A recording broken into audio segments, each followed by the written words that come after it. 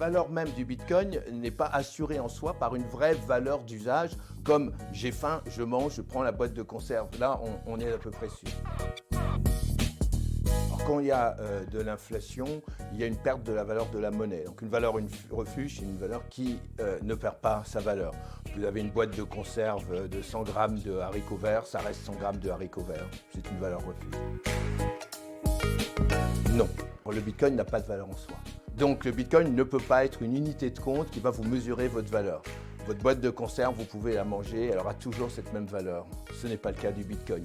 Pour deux raisons. Un, parce que ça fluctue. Donc si vous essayez de vous stabiliser contre quelque chose qui fluctue par quelque chose qui fluctue encore plus, la solution est pire que le mal. Et deuxièmement, parce que la valeur même du Bitcoin n'est pas assurée en soi par une vraie valeur d'usage, comme j'ai faim, je mange, je prends la boîte de conserve. Là, on est à peu près sûr. Acheter des biens matériels dont on est sûr qu'on aura besoin. Vous voulez construire une maison, achetez tout de suite des briques, parce que ça, vous saurez que vous en avez besoin et ça monte. Et si on a un peu plus d'argent à placer ou qu'on doit, effectivement, des choses plutôt comme l'or, dont on sait que là, il y a une vraie demande, y compris pour l'électronique, y compris pour les bijoux. Donc la demande de l'or, elle n'est pas que spéculative, elle est aussi réelle, et la rareté est plus réelle. Donc il faut mieux aller dans des choses comme cela pour conserver sa valeur.